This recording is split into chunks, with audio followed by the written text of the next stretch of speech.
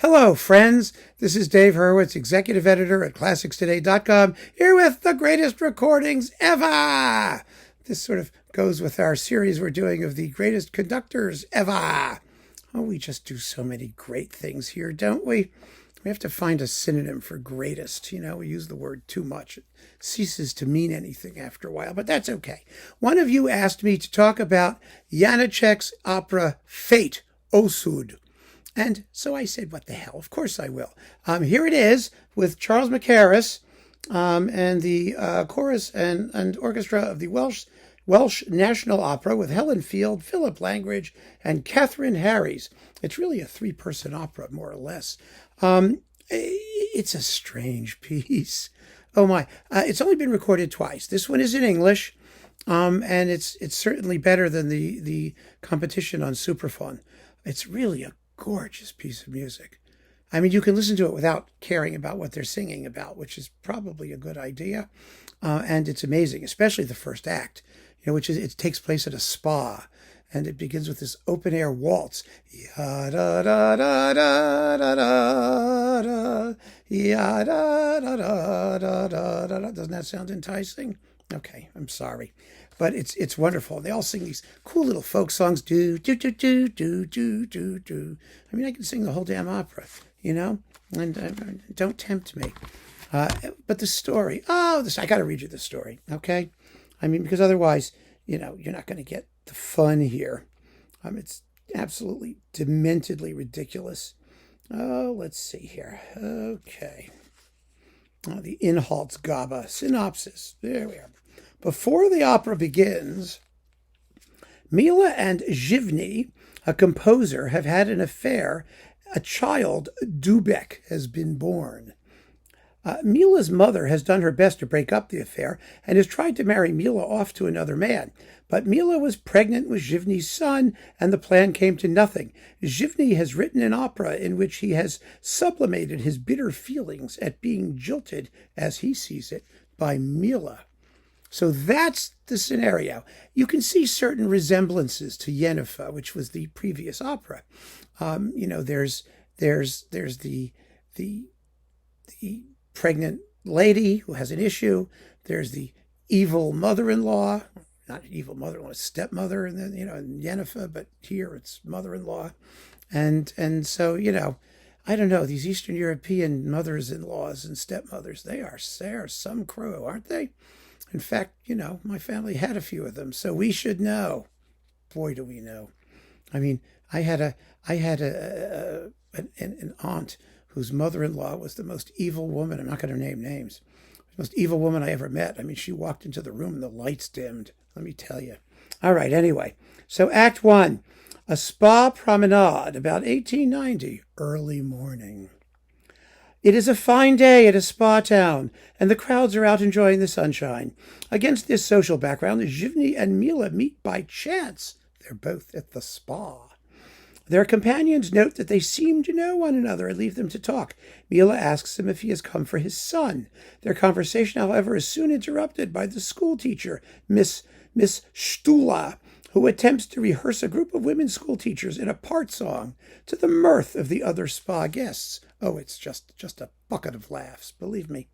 With help from the chorus and a bagpiper, Schwanda, I think is his name, gets an opera of his own later, Dr. Suda sings a satirical ballad about the all-knowing sun before leading them off on an impromptu excursion. Left alone, Zhivny and Mila discuss their past in a lyrical exchange, and when they hear the excursionists return, they decide to go off together, to the horror of Mila's mother, who arrives too late to stop them. Well, that's Act 1. I mean, simple as can be, right? The whole opera is 78 minutes long. In other words, it's about the same length as Mahler's Second Symphony, maybe a little shorter. I mean, it's really tight.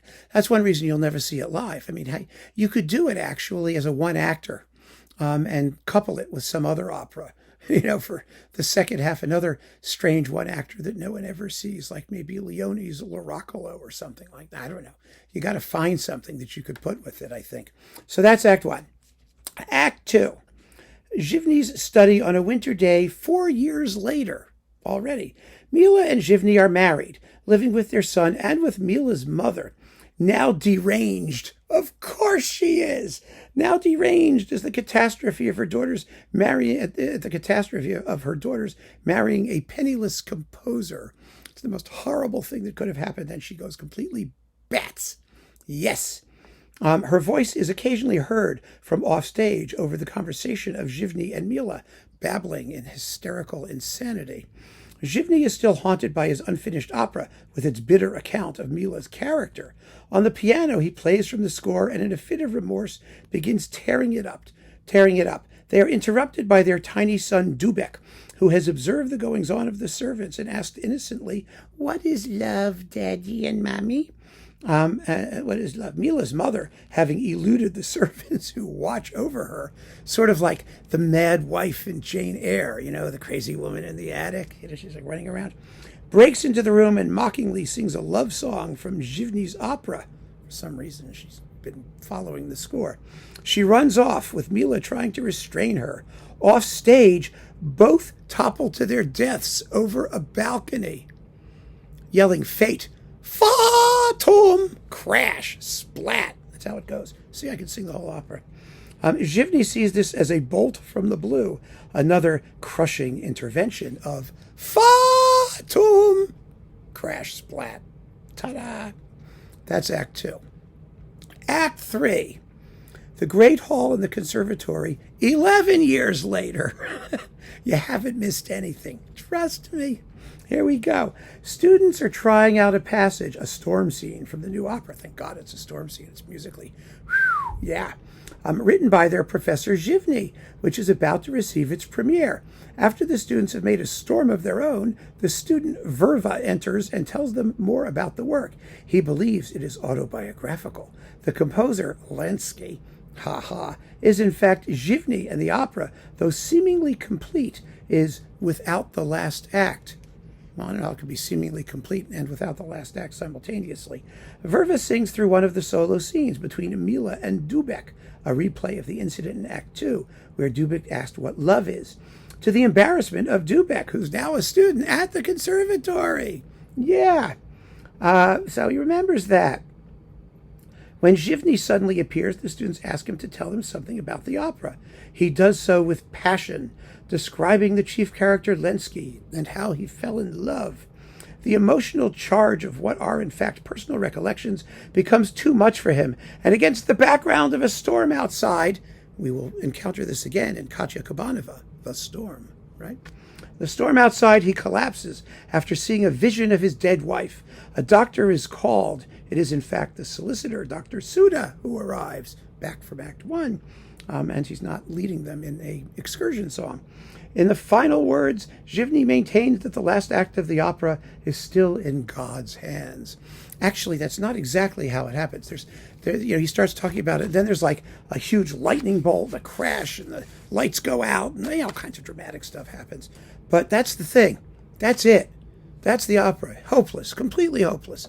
But musically, oh my God, it's Janacek. It's mature Janacek. It's passionate and it's thrilling and it's richly melodically abundant and oh my God, it's great.